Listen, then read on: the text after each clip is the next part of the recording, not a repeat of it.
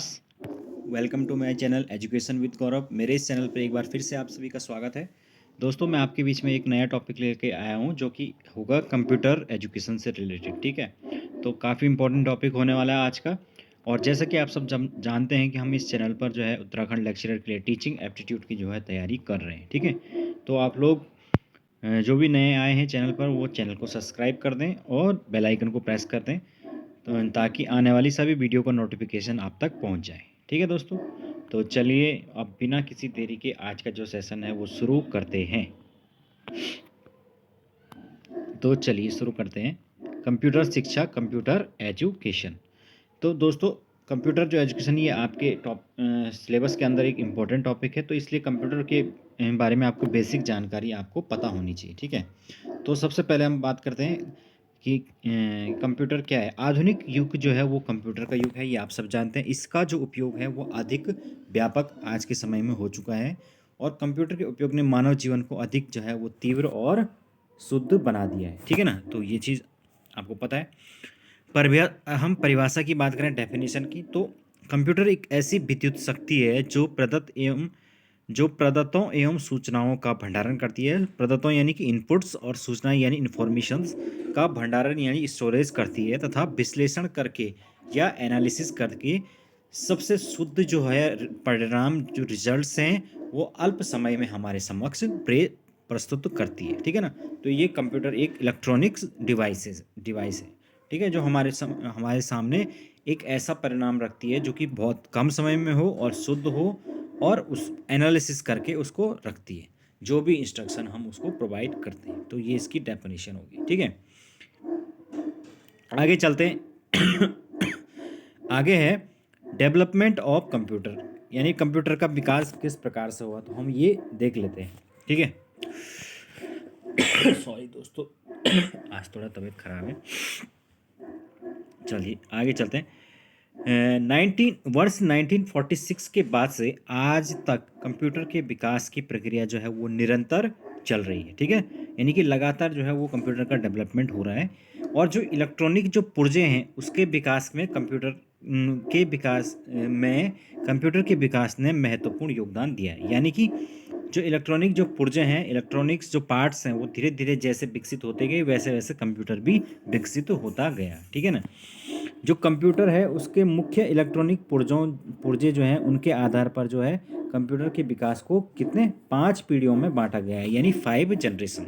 यानी टोटल जो जब से कंप्यूटर शुरू हुआ है तब से लेकर और अभी तक अगर हम कंप्यूटर की जर्नी को देखें तो टोटल 5 पार्ट्स में जो है हम कंप्यूटर की जर्नी को देखते हैं। ठीक है ना, तो सबसे पहले हम देखते हैं कि फर्स्ट जनरेशन यानी कि पहली पीढ़ी। तो जो पहली पीढ़ी है वो चली 1942 से लेकर 1955 तक। तो इस पीढ़ी के जो कंप्यूटर्स हैं उनके अंदर उनकी विशेषता क्या थी? उनकी जो विशेषता थी वो थी निर्वात ट्यूब का प्रयोग। निर्वात ट्यूब यानी वैक्यूम ट्यूब। तो उसमें जो मेन चीज़ जो जो अंदर मेन पार्ट था वो क्या थी? निर्वात ट्यूब थी। ठीक है ना, तो आपको ये याद रखना है, बाकी ज़्यादा डिटेल जानने की आपको ज़रूरत नहीं है। ठीक है, नेक्स्ट है सेकेंड जो जनरेशन आई उसके बाद वो चली 1955 से लेकर 1964, और इस दौर में जो है वो सेमीकंडक्टर ट्रांजिस्टर्स जो हैं उनका प्रयोग होने लग गया, यानी उनका आविष्कार हो गया तो उनका प्रयोग होने लग गया। ठीक है ना, सेकेंड जनरेशन के अंदर। ठीक है, नेक्स्ट है थर्ड जनरेशन जो कि चली आपकी 1964 से लेकर 1975 तक। ठीक है, तो इस जनरेशन में जो है वो आईसी यानी कि इंटीग्रेटेड जो सर्किट्स है उस चिप का डेवलपमेंट हो गया। आप सब जानते हैं, आपने कई बार देखा होगा कि जो इलेक्ट्रॉनिक डिवाइसेस हैं जब वो कई बार फूक जाती है या कुछ हो जाता है, टीवी ख़राब हो जाता है, तो अक्सर ये बोला जाता है कि इसकी आईसी जल गई। तो आईसी क्या चीज़ हुई? आईसी होती है इंटीग्रेटेड सर्किट, जो आपने कंप्यूटर के अंदर देखा होगा, जिसके अंदर जो है वो हज़ारों जो है वो सर्किट्स किसी एक फ्रेम के अंदर जुड़े होते हैं, तो उसी को हम क्या कहते हैं? इंटीग्रेटेड सर्किट या आईसी कहते हैं। ठीक है ना, तो ये थर्ड जनरेशन की विशेषताएं थी कंप्यूटर में। फिर जो है वो आया फोर्थ जनरेशन ऑफ कंप्यूटर जो कि 1975 से लेकर 1989 तक चला। ठीक है ना, इस जनरेशन में जो है वो अब माइक्रो जो कंप्यूटर हैं उनका डेवलपमेंट हुआ। ठीक है ना, यानी कि जो माइक्रो प्रोसेसर है कंप्यूटर के अंदर वो आ गए, और माइक्रो प्रोसेसर के आने से क्या हुआ? कंप्यूटरों का जो साइज़ है वो अब धीरे धीरे कम होने लग गया। पहले जो है वो प्रोसेसर ही इतने बड़े आते थे, तो जिस वजह से जो है कंप्यूटर का जो साइज़ है वो बहुत ही बड़ा होता था, ठीक है ना। और उसके बाद फाइनली हमारी जो वर्तमान जनरेशन चल रही है वो है आपका फिफ्थ जनरेशन, जो कि 1989 से लेकर और अभी तक चल रही है, ठीक है ना। तो इसमें प्रयोग हो रहा है ULSI, यानी कि अल्ट्रा लार्ज स्केल इंटीग्रेशन। तो इसका मतलब होता है कि करोड़ों जो IC हैं या माइक्रो प्रोसेसर्स हैं उनको एक साथ जो है जोड़ा जाता है, और छोटे छोटे जो हैं ये बहुत स्मॉल होते हैं, और एक साथ जो है उसका प्रयोग किया जाता है, जिससे कि वो क्या करते हैं, कंप्यूटर की वर्किंग कई गुना फास्ट हो जाती है। तो इस प्रकार के जो कंप्यूटर्स हैं वो अब वर्तमान में प्रयोग हो रहे हैं, ठीक है ना। और इसके बाद जो कंप्यूटर आएंगे वो कहलाएंगे नेक्स्ट जनरेशन कंप्यूटर, जो कि आजकल लगातार जो है उनके आविष्कार जो हैं वो चाइना, अमेरिका, इन देशों के अंदर हो रहे हैं। तो उसमें कौन कौन से कंप्यूटर हैं आपके, उसमें क्वांटम कंप्यूटर है आपका, और जो हाइब्रिड कंप्यूटर्स हैं, और एक केमिकल कंप्यूटर है। ये सारे जितने भी कंप्यूटर हैं ये अगले जनरेशन या नेक्स्ट जनरेशन के कंप्यूटर के अंतर्गत आते हैं, ठीक है। तो ये है। चलिए आगे चलते हैं। अब हम बात करते हैं कि कार्य पद्धति के आधार पर क्लासिफिकेशन यानी वर्गीकरण, classification on the working technology. Technology के आधार पर अगर हम इस कंप्यूटर को डिवाइड करें तो मुख्य तरह हम तीन भागों में कंप्यूटर को देखते हैं, ठीक है। पहला जो है वो है एनालॉग कंप्यूटर। तो समय के साथ जो है वो लगातार जो परिवर्तित होने वाली भौतिक राशियां हैं, जो उनको क्या कहते हैं, एनालॉग राशि कहते हैं, ठीक है ना।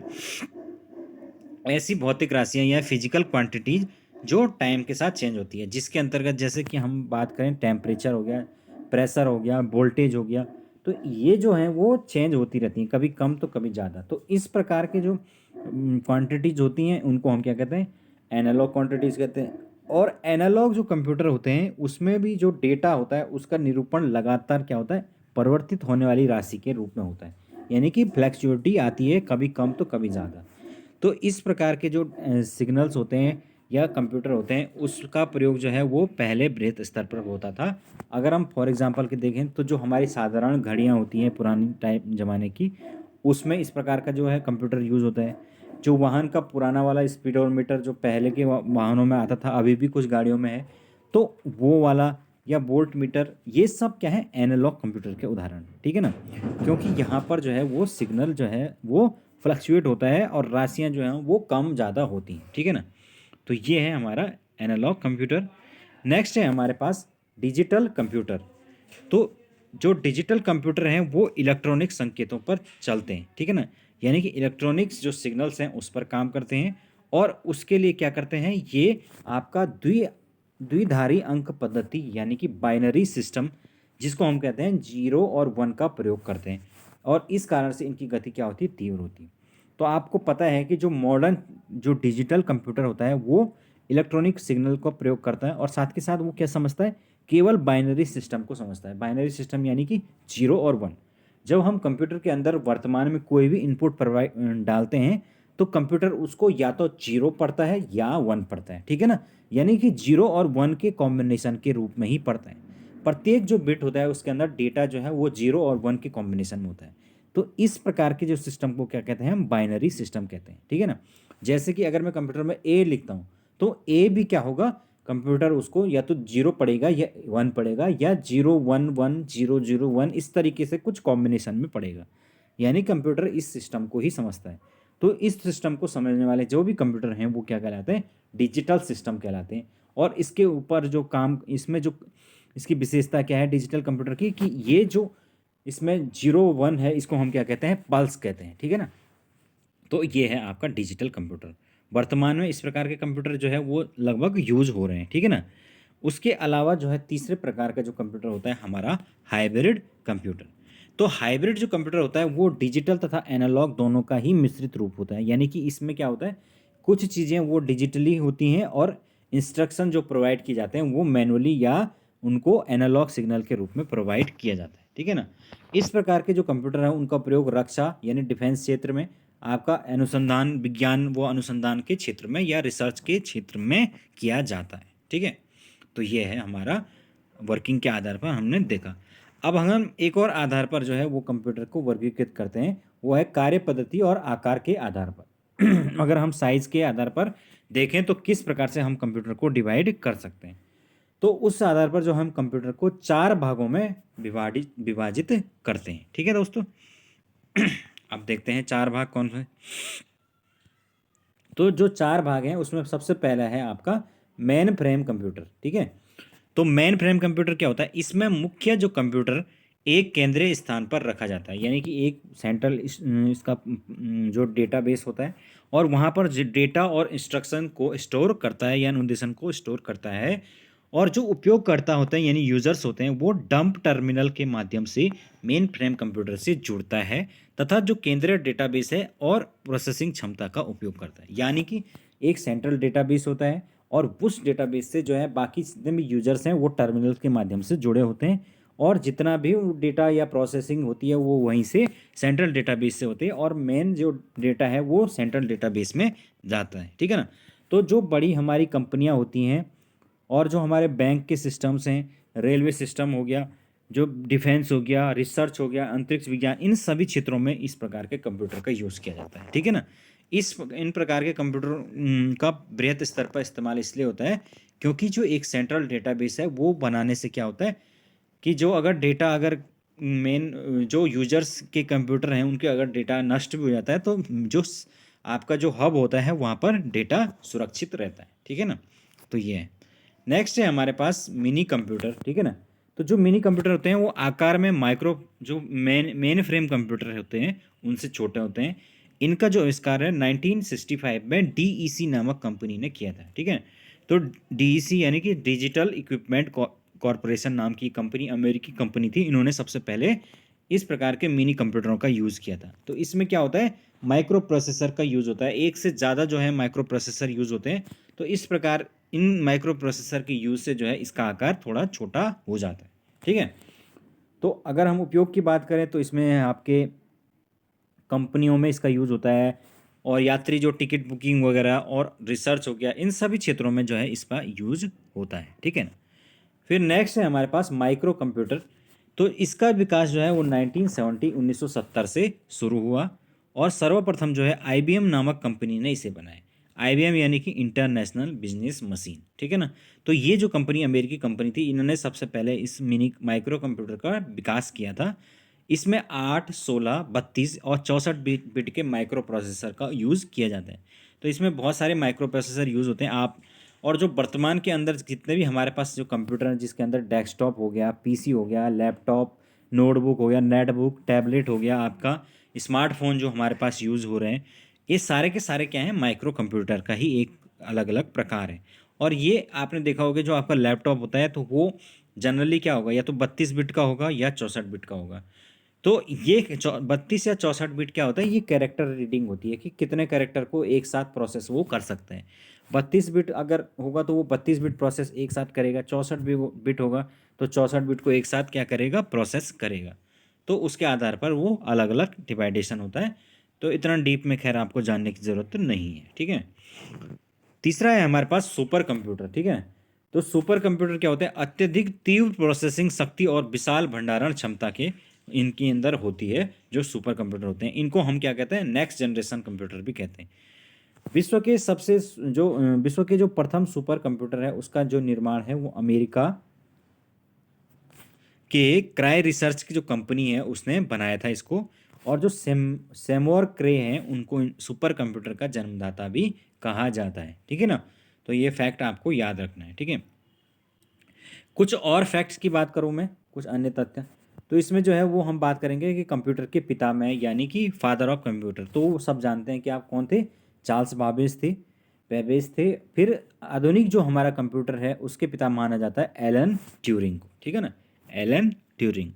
उसके अलावा जो स्टोर्ड प्रोग्राम है और बाइनरी सिस्टम जो मैंने आपको बताया था कि 0 और 1 के रूप में स्टोर करना, तो इसके जो जन्मदाता हैं वो हैं डॉक्टर वॉन न्यूमैन।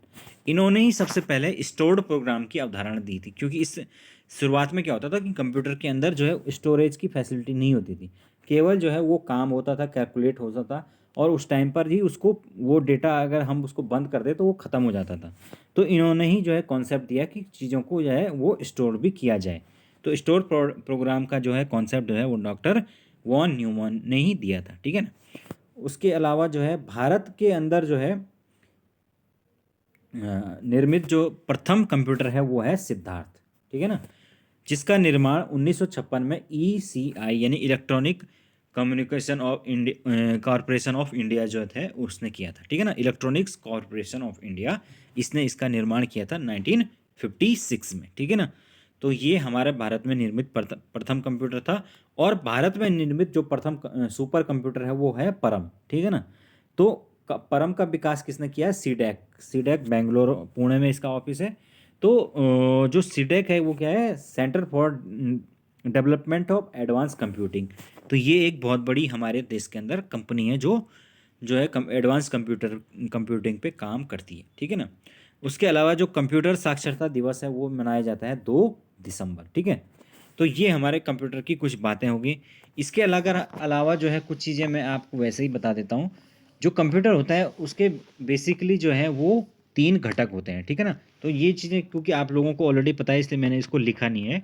तो कंप्यूटर के 3 घटक आप सब जानते हैं कौन कौन से होते हैं। हार्डवेयर होता है, सॉफ्टवेयर होता है, और तीसरा क्या होता है? डेटा होता है। 3 ही चीज़ें तो होती हैं कंप्यूटर के अंदर। जो भी चीज़ें हम जिनको हम भौतिक रूप से देख सकते हैं, छू सकते हैं, जिसमें आपका कीबोर्ड हो गया, माउस हो गया, ठीक है, CPU हो गया, प्रिंटर, हार्ड डिस्क हो गया, मदरबोर्ड हो गया, ये सारी चीज़ें क्या हो जाएंगी?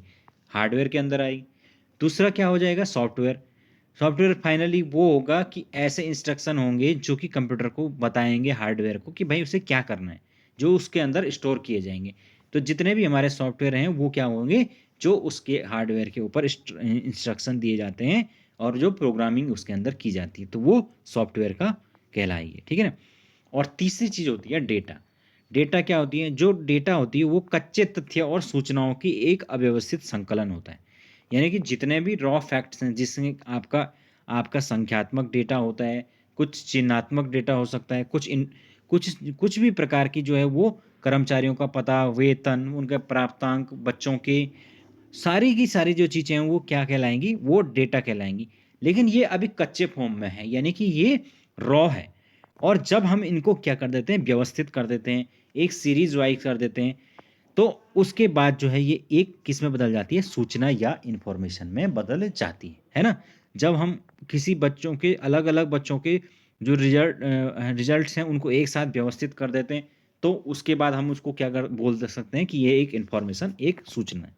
तो व्यवस्थित होने के बाद जो है डेटा चेंज हो जाता है किसमें? इंफॉर्मेशन में, ठीक है। तो ये हमारे पास 3 मुख्य घटक हैं। और कंप्यूटर जो है वो बेसिकली काम करता है किस पर? हम देते हैं उसको सबसे पहले इनपुट, ठीक है ना, जो कि इनपुट डिवाइसेस के माध्यम से दिया जाता है, ठीक है। और उसके बाद जो है सब उसके अंदर जो है इनपुट देने या इंस्ट्रक्शन देने के बाद होती है प्रोसेसिंग, ठीक है ना। और प्रोसेसिंग होने के बाद वो हमको देता है आउटपुट, या जो परिणाम जो हमारे सामने आउटपुट डिवाइसेस के माध्यम से रखा जाता है। बाकी इनपुट और आउटपुट डिवाइसेस क्या क्या हैं ये सब चीज़ें आपको बताने की ज़रूरत नहीं है, ये बहुत बेसिक चीज़ें हैं, ये सब जानते हैं इसके बारे में, ठीक है ना। तो ये हमने कंप्यूटर के बारे में कुछ मेन चीज़ें आज डिस्कस कर ली, ठीक है ना। इसमें कुछ और भी चीज़ लिखी हुई थी मैंने, कंप्यूटर और शिक्षण। तो इसमें देखते हैं हम क्या है कंप्यूटर और शिक्षण प्रक्रिया। तो जो लॉरेंस स्टोलरो और डेनियल डेविस 1975 ने सबसे पहले शिक्षण के स्थान पर कंप्यूटर को अनुदेशन के प्रस्तुतिकरण के लिए प्रयोग किया था। यानी उन्होंने बोला कि कंप्यूटर को हम यूज़ करेंगे टीचिंग के लिए, ठीक है ना। तो सबसे पहले 1965 में। तो जो स्टेलरो और डेविस हैं उन्होंने कंप्यूटर की शिक्षण प्रक्रिया को 2 भागों में विभाजित किया था। पहला है पूर्व अनुवर्ग शिक्षण और दूसरा है अनुवर्ग शिक्षण पक्ष। तो क्या है ये देखते हैं। पहले पक्ष में जो है वो कंप्यूटर अनुदेशन के विशिष्ट उद्देश्यों को प्राप्त करने के लिए विशिष्ट छात्र का चयन करता है, और यह चयन छात्र के पूर्व व्यवहार के आधार पर होता है। यानी कंप्यूटर जो है इंस्ट्रक्शन के लिए जो है वो विशेष किसी छात्र का चयन करता है और वो उसके पूर्व व्यवहार यानी रिकॉर्ड के आधार पर होता है। दूसरा जो पक्ष होता है इसमें, उसमें कंप्यूटर जो है वो अनुदेशन का प्रस्तुतिकरण करता है, यानी जो इंस्ट्रक्शन है उसको प्रस्तुत करता है बालक के द्वारा दिए गए, और उस अनुदेशन के बाद वो छात्रों की निष्पत्ति का मापन करता है। यानी कि जाहिर सी बात है कंप्यूटर के अंदर कोई प्रोग्राम होगा उसको उसके ऊपर कंप्यूटर छात्र अपनी प्रस्तुतिकरण देगा, यानी कि वो अपना टेस्ट देगा, और उसके बाद जो इंस्ट्रक्शन दिए हैं उन इंस्ट्रक्शनों को लागू करने के बाद छात्रों की निष्पत्ति यानी कि आउटकम को जारी कौन करेगा? कंप्यूटर करेगा। तो ये कंप्यूटर बेस्ड लर्निंग की उन्होंने बात की थी, ठीक है ना। उसके बाद हम बात करते हैं कि स्कूलों में सूचना एवं संचार प्रौद्योगिकी के लिए केंद्र की प्रायोजित कौन सी योजना है? यानी सेंट्रली स्पॉन्सर्ड एक स्कीम है जो कि स्कूलों के अंदर इंफॉर्मेशन टेक्नोलॉजी को इंट्रोड्यूस करने के लिए लाई गई थी। तो स्कूलों में आईसीटी यानी इंफॉर्मेशन कम्युनिकेशन टेक्नोलॉजी नाम की ये स्कीम दिसंबर 2014 में 14 कह रहा हूँ 2004 में शुरू की गई थी, ठीक है ना, यूपीए गवर्नमेंट के टाइम पे। यह योजना जो है वो सरकारी तथा सरकारी सहायता प्राप्त जो माध्यमिक और उच्चतर माध्यमिक स्कूल हैं उनमें समर्थकारी आईसीटी अवसंरचना स्थापित करने के लिए राज्यों तथा संघ राज्य क्षेत्रों को सहायता प्रदान करती है। यानी स्कूलों के अंदर जो है वो कंप्यूटर तो पहले ही पहुंच गए थे। यानी कि आप जानते हैं बहुत पहले से राजीव गांधी के जो कंप्यूटर एजुकेशन शिक्षा लागू करने के बाद जो है धीरे धीरे कंप्यूटर जो है वो पहुंच गए थे। लेकिन आईसीटी का जो नेटवर्क है या उसका इंफ्रास्ट्रक्चर है वो स्कूलों के अंदर किस प्रकार से विकसित हो, उसके लिए ये योजना जो है वो सरकार की तरफ से चलाई जा रही है राज्यों में और संघ राज्य क्षेत्रों में, ठीक है ना। और इसका जो उद्देश्य है वो नवोदय विद्यालय और केंद्रीय विद्यालयों में भी जो है स्मार्ट क्लासेस को स्थापित करना है, ठीक है ना। तो धीरे धीरे जो है न्यू एजुकेशन पॉलिसी में भी इसी की बात होगी कि किस प्रकार से आईसीटी का यूज़ करके जो क्लासेस के अंदर स्मार्ट क्लासेस जो हैं और स्मार्ट स्कूल्स जिसमें कि सारी चीज़ें जो डिजिटली जो हैं वो पढ़ाई जाएँ उनकी उसको किस प्रकार से लागू किया जा सकता है। तो उसके लिए सबसे पहले सरकार जो सेंट्रल स्कूल्स हैं और नवोदय स्कूल्स हैं उनको डेवलप कर रही है। उत्तराखंड की बात करें तो उत्तराखंड में भी जो है गवर्नमेंट जो है वो कई ज़िलों में जो है आदर्श जो स्कूल हैं उनकी स्थापना कर रही है, जहाँ पर फिलहाल जो है ये जो आईसीटी जो है इसकी सुविधाएं प्रोवाइड कराई जाएंगी और फिर धीरे धीरे जो है दूसरे जो स्कूलों में भी उनको प्रोवाइड कराने की कोशिश की जाएगी, ठीक है ना। तो ये है। तो कंप्यूटर और संचार जो प्रौद्योगिकी है उसका वर्तमान में व्यापक रूप से सेना, व्यापक व्यापार हो गया, चिकित्सा, अनुसंधान क्षेत्र, खोज, शिक्षा के क्षेत्र में यूज किया जाने लगा है। और परीक्षा प्रणाली में कंप्यूटर के माध्यम से जांच होने से जो है वो परिणामों में भी शुद्धता आई।